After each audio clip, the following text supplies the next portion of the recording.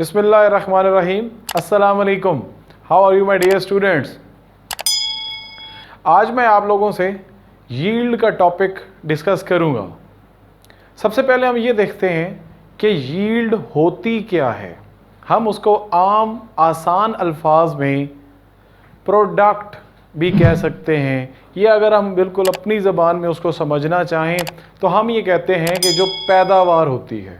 अगर हम कोई भी एक केमिकल रिएक्शन लगा के बैठे हैं, हमने लेबॉर्ट्री के अंदर रिएक्शन किया, तो हम ये देखते हैं कि हमारे पास उस रिएक्शन में से प्रोडक्ट कितना हमारे पास आता है। सो वो जो प्रोडक्ट ऑब्टेन्ड होगा किसी भी केमिकल रिएक्शन से, उसकी अमाउंट क्या कहलाएगी? यील्ड कहलाएगी। तो सबसे पहले मैं इसको डिफाइन कर लेता हूं। तो हम इसकी डेफिनेशन क्या लिखेंगे? Amount of product. डेफिनेशन क्या हो जाएगी? Amount of product obtained in a chemical reaction. So this amount is called yield.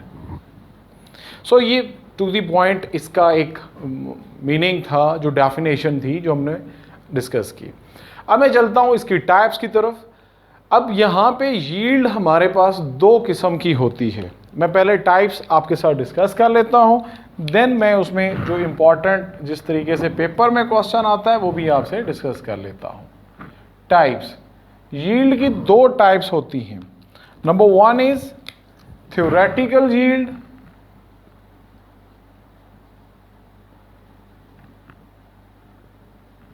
And second is actual yield. इसकी एग्जाम्पल मैं यूं भी देता चलूं कि जो थ्योरेटिकल यील्ड है उसके बारे में हम ये कह सकते हैं कि जो हम रिएक्शन लगा के बैठे हैं, हम उसमें से कैलकुलेट करते हैं, जिसको मैं यूं कह सकता हूं कि ये पेपर वर्क हो सकता है कि हमारे पास इतने रिएक्टेंट्स हैं तो इतने प्रोडक्ट्स आने चाहिए। और जो एक्चुअल यील्ड है वो हम लेबॉर्ट्री के अंदर जब कोई भी एक्सपेरिमेंट परफॉर्म करते हैं, उस परफॉर्मेंस के बाद हमारे पास जो प्रोडक्ट ऑब्टेन्ड होता है वो एक्चुअल यील्ड हुआ करता है। मैं यहाँ पे इन दोनों को एक्सप्लेन भी कर लेता हूँ और उनका डिफरेंस भी आपसे डिस्कस कर लेता हूँ। तो बेसिकली मैं डिफरेंस लिखूंगा। अगर वो आपसे पेपर में थ्योरेटिकल यील्ड के बारे में पूछ ले तो आपने वो पॉइंट्स लिख देने हैं, और एक्चुअल का पूछ ले तो आपने दूसरे पॉइंट्स लिख लेने हैं। सो अपना माइंड आपने क्लियर रखना है थ्योरेटिकल के बारे में जो पेपर वर्क है, और एक्चुअल यील्ड जो हमारे पास लेबॉर्ट्री के अंदर एक्चुअली प्रोडक्ट ऑब्टेन्ड होता है from a chemical equation. So this is called actual yield. तो मैं इसका डिफरेंस लिखता हूं और फिर इसको एक्सप्लेन करता हूं। सबसे पहले हम देख लेते हैं थ्योरेटिकल यील्ड के बारे में, और दूसरी तरफ हम लिख लेते हैं, ये पेपर में क्वेश्चन भी आ सकता है कि how can you differentiate between theoretical yield and actual yield. तो मैं कुछ इसमें मेन पॉइंट्स आपसे डिस्कस करता हूं। ये पॉइंट्स आप लोगों ने अपने पास नोट कर लेने हैं। सबसे पहले थ्योरेटिकल यील्ड के बारे में हम क्या लिख लेते हैं? This is calculated amount of product, जो मैंने अभी थोड़ी देर पहले बताया, कैलकुलेटेड अमाउंट ऑफ प्रोडक्ट किससे? From balanced chemical equation. तो उसमें से हमारे पास जो उसकी अमाउंट कैलकुलेट होगी तो हम उसे क्या कहेंगे? Theoretical yield. जबकि एक्चुअल यील्ड के बारे में मैंने क्या कहा? Amount of product actually obtained in a chemical equation. So हम इसमें क्या लिख सकते हैं? अमाउंट ऑफ प्रोडक्ट, क्या लिखना है आपने? Actually obtained in a chemical reaction. कोई भी आप केमिकल रिएक्शन लगाएं, उसमें जो आपके पास एक्चुअल अमाउंट जो ऑब्टेन्ड होगी, that is called actual yield. अब जैसे मैंने आपको थ्योरेटिकल के बारे में स्टार्ट में बोला कि वो जस्ट एक पेपर वर्क है या वो एक्सपेक्टेशंस हैं हमारी, उस रिएक्शंस है कि इतना प्रोडक्ट आना चाहिए, तो उसके बारे में आप क्या लिख सकते हैं, एक्सपेक्टेड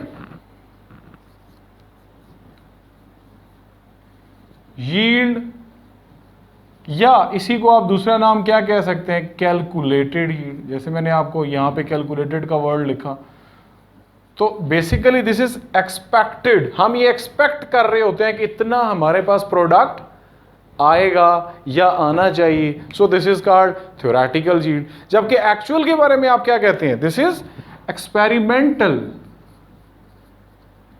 जो मैंने आपसे कहा कि हम लेबोरेटरी के अंदर जो परफॉर्म करके प्रोडक्ट ऑब्टेन करेंगे तो वो एक्सपेरिमेंट की मदद से ही होगा, so that's why that yield is called actual yield. So next हम पॉइंट डिस्कस कर लेते हैं, maximum yield of product can be produced. तो हम थ्योरेटिकल में क्या लिख लेते हैं कि मैक्सिमम अमाउंट ऑफ, क्योंकि हम एक्सपेक्ट कर रहे हैं, हमने इतने रिएक्टेंट्स लिए तो हमारे पास प्रोडक्ट भी कितना होना चाहिए, वो ज्यादा से ज्यादा होना चाहिए। So maximum amount of product is obtained. So theoretical में हमारे पास ये ऑप्शन होता है कि हम ये कह सकें कि मैक्सिमम अमाउंट ऑफ जो हमारे पास प्रोडक्ट है वो ऑब्टेन्ड होगा इन अ केमिकल रिएक्शन।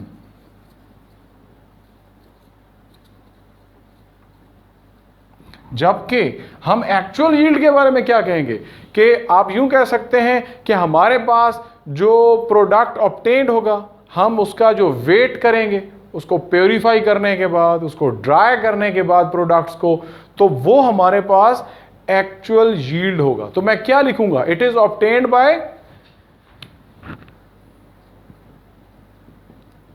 तो हमने क्या कर लेना है, आपने वेट कर लेना है बाय वेइंग, किसको, जो हमारे पास प्रोडक्ट आएगा उसको प्योरीफाई एंड ड्राइड। तो आप लिख लें it is obtained by weighing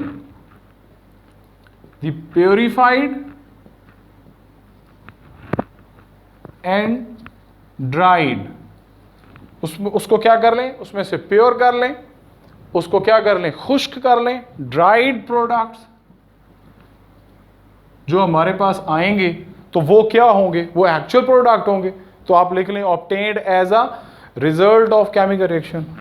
तो ये मैं लिख लेता हूं, obtained as a result of chemical reaction. So ये डिफरेंस, आप लोग चूंकि एक्चुअल यील्ड के बारे में हम बात कर रहे थे तो इसलिए हमने ये बात कही कि जो हमारे पास ऑब्टेन होगा उसका वेट आपने करना है, कब, जब वो प्योर भी हो जाए और ड्राइड भी हो जाए। जबकि हमने यहां पे क्या बोला कि मैक्सिमम अमाउंट हमारे पास जो होगी वो क्या होगा, थ्योरेटिकल यील्ड होगा। इसके बाद आपने थ्योरेटिकल के बारे में, जैसे मैंने अभी बोला कि वो मैक्सिमम है, तो हमेशा जो थ्योरेटिकल यील्ड होती है वो ज्यादा होती है। सो आप क्या लिख सकते हैं, it is always greater in amount या more in amount. So it is always greater. जबकि इसके बारे में क्या कहते हैं कि जो एक्चुअल यील्ड होती है मोस्टली, लाजमी नहीं 100%, लेकिन हम ये कह सकते हैं it is mostly in less amount, it is mostly in less amount. So बच्चों, ये जो हमारा आखिरी पॉइंट है ये बहुत ही ज़्यादा इंपॉर्टेंट पॉइंट है, specially paper point of view से।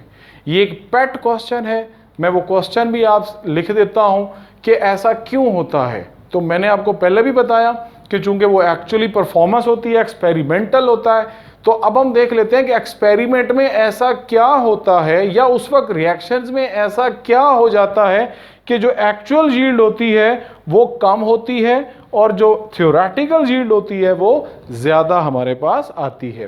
तो क्या वो क्वेश्चन आता है पेपर में, तो ये आप लोगों की एक्सरसाइज में भी क्वेश्चन है, तो इसलिए इस क्वेश्चन को आपने अच्छे से इसके पॉइंट्स को नोट कर लेना है। मैं उनको एक एक करके सारे वो पॉइंट्स आपसे डिस्कस करने लगा हूं, जिसकी वजह से एक्चुअल यील्ड क्या होती है वो कम होती है। सो पेपर में क्वेश्चन क्या आ रहा है वो आप लोग देख लें। Why actual yield is always less than theoretical yield।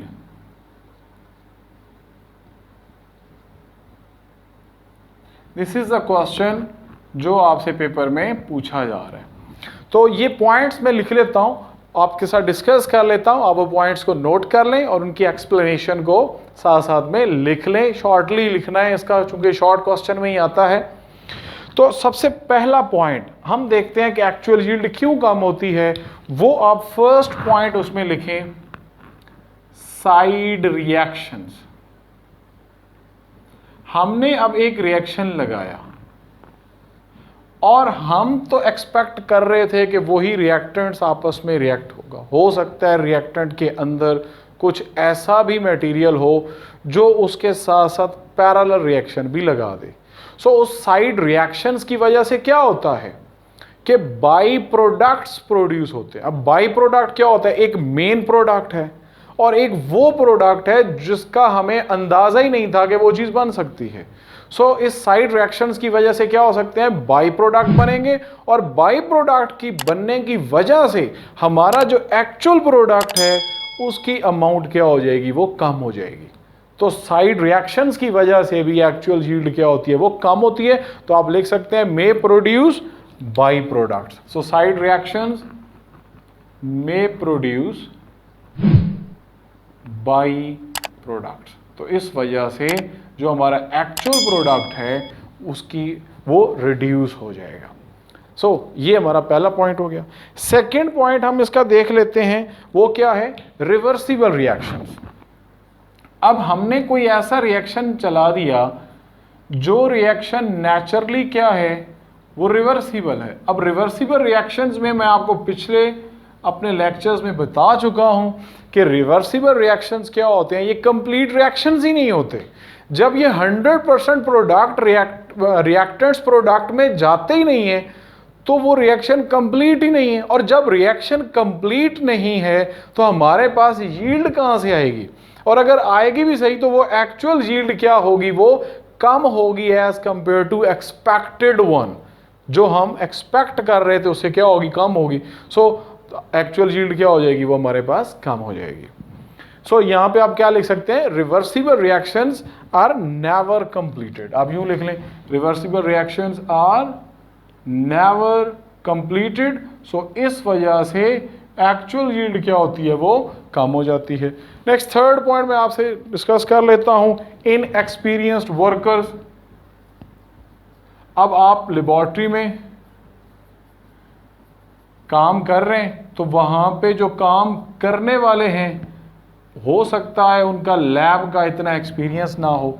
जब उनका एक्सपीरियंस इतना नहीं होगा तो क्या कर बैठेंगे, वो ज़्यादा सिग्निफिकेंट अमाउंट जो होगी वो वेस्ट कर बैठेंगे।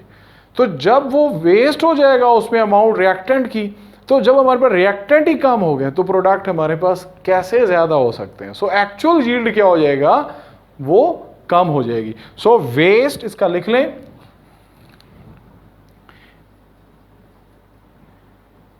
Significant amount. तो वो तो सिग्निफिकेंट अमाउंट क्या कर देते हैं, इन एक्सपीरियंस की वजह से वो वेस्ट कर बैठते हैं। उसके बाद हम इसी से देख लेते हैं कि किस किस्म का वेस्ट या कहाँ पे वेस्ट हो सकता है।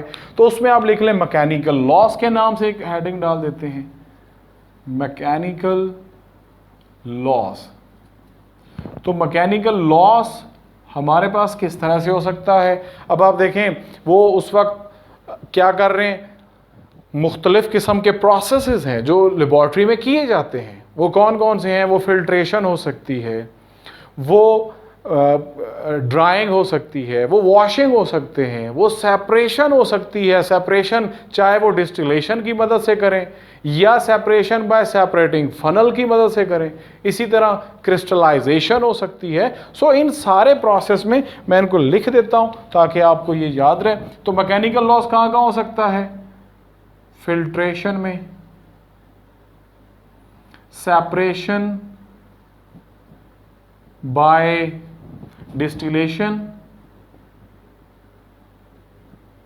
और बाय सेपरेटिंग फनल। इसी तरह नेक्स्ट मैंने क्या बोला, उसमें वॉशिंग हो सकती है, उसमें ड्राइंग हो सकती है, उसके बाद क्रिस्टलाइजेशन हो सकती है।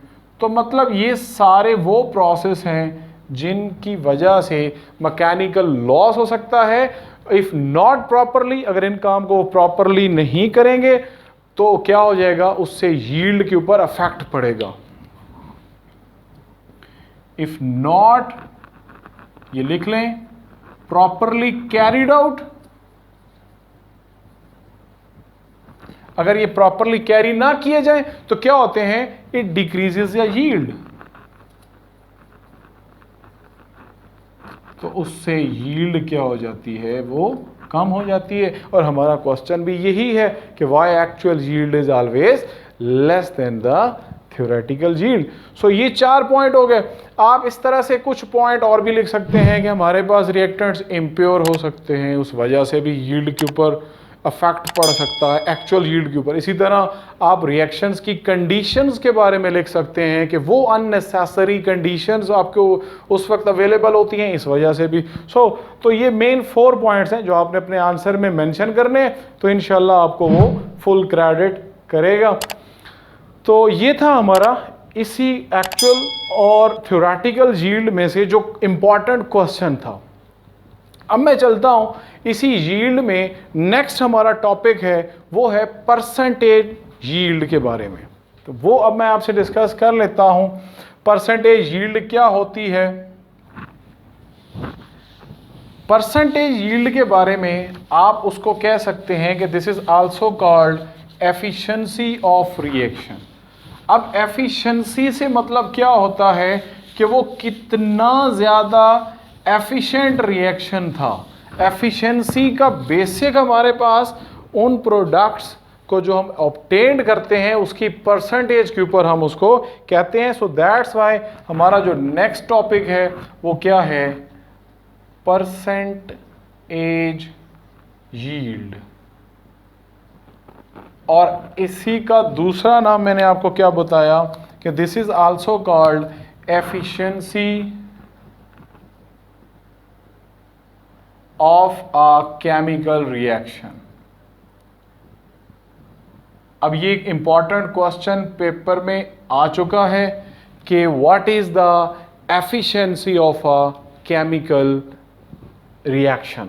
तो उसमें आपने क्या लिखना है, किसका कॉन्सेप्ट इसमें मेंशन करना है, परसेंटेज यील्ड का ही कॉन्सेप्ट आपने यहाँ पे फोकस करना है।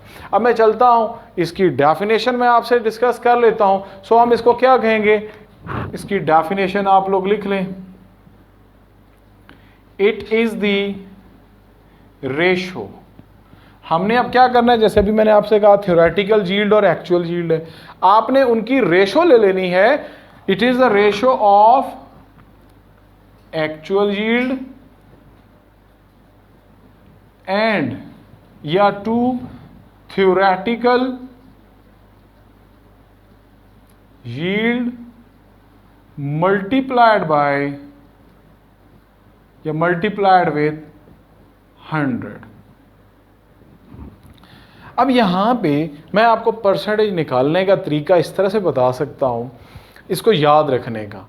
आप देखें मोस्टली हम लोग अपने जो पास हमारा सब्जेक्ट्स होते हैं उनकी परसेंटेजेस कैसे फाइंड आउट करते हैं, जो हमारे गिवन मार्क्स होते हैं डिवाइडेड बाय टोटल मार्क्स।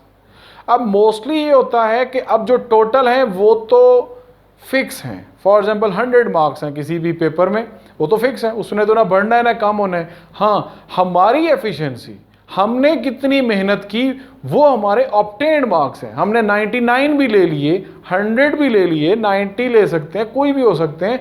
तो हम क्या करते हैं, हमेशा ऑब्टेन्ड ऊपर, जिसमें चांसेस हैं कि ये कम हो सकते हैं, डिवाइडेड बाय टोटल मार्क्स जो कि फिक्स हैं। तो अभी मैंने इस टॉपिक में ही आपको समझाया कि एक्चुअल यील्ड क्या होती है, वो कम होती है as compared to the theoretical yield. मतलब जो एक्चुअल प्रोडक्ट है, एक्चुअल यील्ड जो है वो कैलकुलेटेड से कम होती है। तो हमने क्या करना है, एक्चुअल यील्ड को ऊपर रखें, थ्योरेटिकल यील्ड को नीचे रखें और उसको मल्टीप्लाई कर दें किसके साथ, तो ये इसका फॉर्मूला बन जाएगा। परसेंटेज यील्ड हम कैसे फाइंड आउट करते हैं, आपने क्या करना है, एक्चुअल यील्ड जो थोड़ी है उसको ऊपर रखें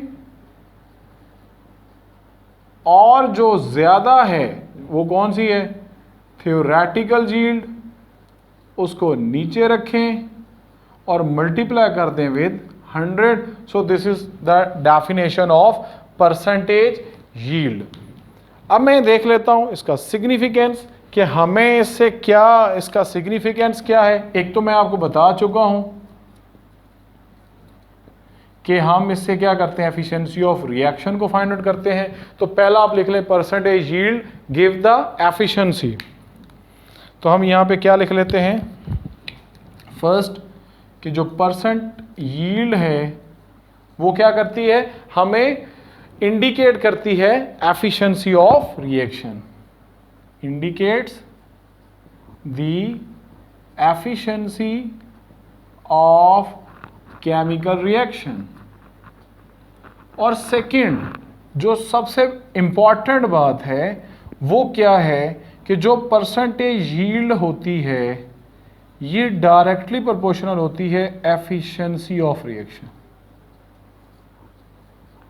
मैं क्या कहना चाह रहा हूं, मैं ये कहना चाह रहा हूं कि जितनी ज्यादा परसेंटेज यील्ड होगी उतनी ज्यादा एफिशिएंसी ऑफ रिएक्शन होगी। मतलब मैं कहता हूं हमारी परसेंटेज कितनी आई, एग्जाम में हमारी परसेंटेज 99% आई, तो एफिशिएंसी मीन हमें क्या कहा जाएगा कि ये बच्चा बहुत लायक है, इसके बहुत अच्छे मार्क्स हैं, इसने टॉप किया है। अगर एक बच्चा 33% मार्क्स ले रहा है तो उसकी परसेंटेज ही क्या बता रही है, उसकी एफिशिएंसी को, कि ये इतना एफिशिएंट नहीं है, ये इतना काबिल नहीं है, ये लायक नहीं है, एटसेट्रा एंड एटसेट्रा। सो जितनी ज़्यादा परसेंटेज यील्ड उतनी ज़्यादा एफिशिएंसी ऑफ रिएक्शन। तो ये था हमारा एफिशिएंसी ऑफ रिएक्शन के बारे में। अब मैं चलता हूं आपसे आज के टॉपिक से रिलेटेड, आपके एक्सरसाइज में एक न्यूमेरिकल मौजूद है, वो न्यूमेरिकल मैं आपसे शेयर करता हूं और एक एग्जाम्पल भी है, वो आप लोग फिर इसकी मदद से वो देख लीजिएगा बुक के ऊपर। सो ये numerical paper point of view से भी इंपॉर्टेंट है। तो क्वेश्चन नंबर 22 आपकी बुक में है, silicon carbide SiC, SI for silicon, C for carbon, तो carbide is an important ceramic material produced by the alloying sand। Sand का फॉर्मूला याद रखना है, silicon dioxide, react with carbon at high temperature. This is the reaction, sand react कर रही है carbon से, हमारे पास सिलिकॉन कार्बाइड बन रहा है और साथ में कार्बन मोनोऑक्साइड। सो हमारा यहाँ पे कंसर्न सिलिकॉन डाइऑक्साइड और सिलिकॉन कार्बाइड से। क्यों? क्योंकि हमें अमाउंट क्या दे रहा है, when 100 kg of sand, given क्या है, 100 kilograms of sand is reacted with excess of carbon। 100 kilogram sand react कर रही है excess of carbon and 51.4 kilogram of silicon carbide is produced। What is the percentage yield? अभी हमने थोड़ी देर पहले percentage yield के बारे में देखा कि हमारे पास क्या होती है, एक एक्चुअल यील्ड होती है और एक थ्योरेटिकल यील्ड होती है। अब अगर क्वेश्चन में एक मिनट के लिए हम देखें तो हमें यूं लग रहा है कि उसने रिएक्टेंट्स की जो अमाउंट थी उसको प्रोडक्ट का भी पता चल चुका है, क्योंकि देखें silicon carbide is a product, 51.4 kilogram of silicon carbide is produced, वो तो प्रोड्यूस हो चुकी। तो हमने क्या मालूम करना है, परसेंटेज यील्ड।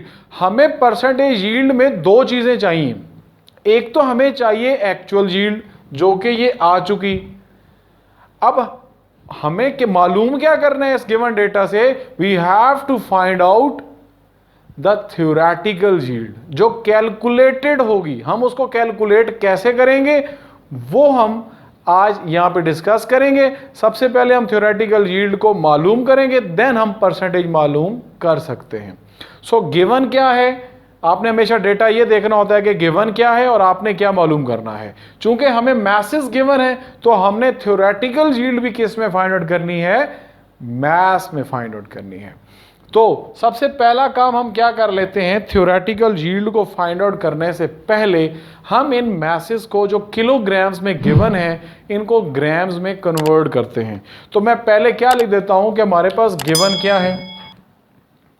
हम इसको सॉल्व करते वक्त क्या करेंगे, सबसे पहले गिवन लिखेंगे। अब गिवन क्या है जी, मैस ऑफ सैंड SiO2 कितनी गिवन है, 100 किलोग्राम्स। अब आपने बड़े यूनिट से जब छोटे में आना होता है तो आपने 1000 से मल्टीप्लाई करना होता है। तो हम क्या करेंगे, ये हमारे पास हो जाएगा 100 इंटू 1000, तो ये किस में कन्वर्ट हो जाएगा, ग्राम्स में। तो हमारे पास इसकी वैल्यू क्या आ जाएगी, 100,000 ग्राम्स। ये किसके आ गए, सिलिकॉन डाइऑक्साइड के। अब हम देख लेते हैं हमारे पास जो दूसरी चीज है क्या है, मैस ऑफ सिलिकॉन कार्बाइड। जो हमारे पास, हम जिसको क्या कह रहे हैं, मैं उसको यहां पे लिख देता हूं, दिस इज एक्चुअल यील्ड, ताकि ये आपको ज़हन में रहे। तो एक्चुअल यील्ड हमारे पास कितनी गिवन है, आप देख लें यहां पे, वो है 51.4 किलोग्राम्स। तो यहां पे भी हमने क्या करना है, हमने उसको किलोग्राम को ग्राम में कन्वर्ट करना है। तो इसको 1000 से हम लोग मल्टीप्लाई करेंगे। तो जब 1000 से मल्टीप्लाई करेंगे तो हमारे पास आंसर क्या आ जाना चाहिए, वो आ जाएगा 51400 ग्राम्स।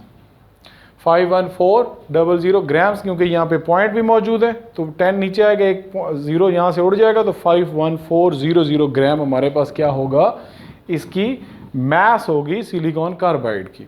अब हमने मालूम क्या करना है, परसेंटेज यील्ड मालूम करनी है। उससे पहले हमें थ्योरेटिकल यील्ड को मालूम करना होगा।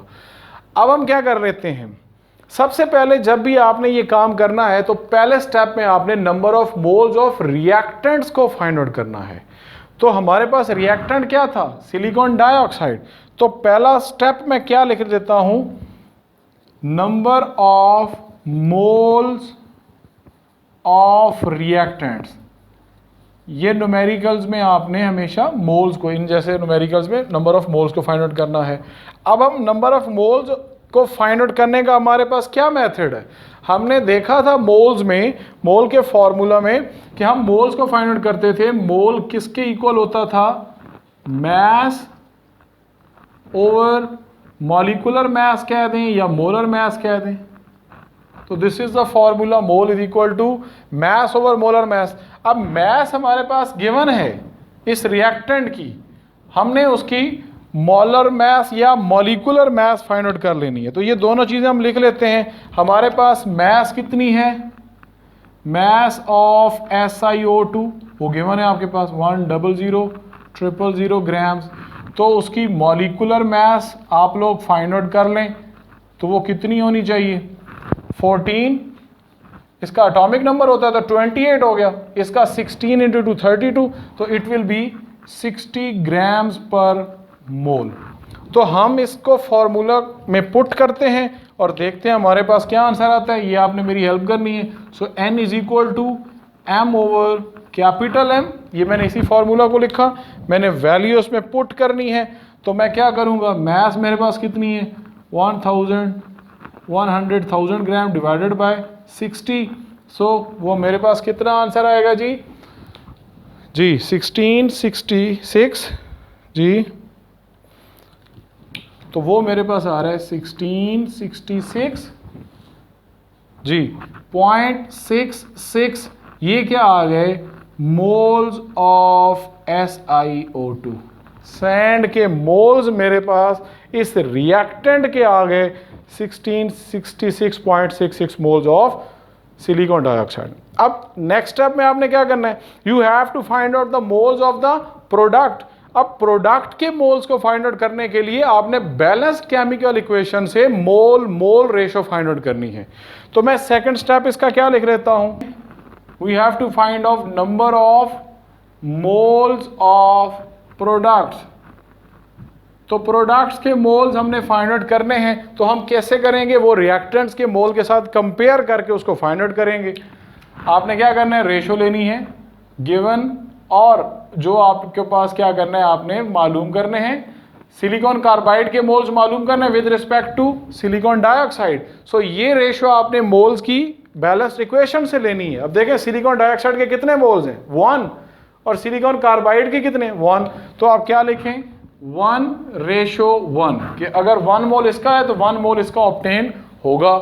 तो हमारे पास अब सिलिकॉन डाइऑक्साइड के कितने मोल्स हैं, वो हैं जी 1666.66 मोल्स। तो ये भी कितने हो जाएंगे, 1666.66 मोल्स ऑफ सिलिकॉन कार्बाइड।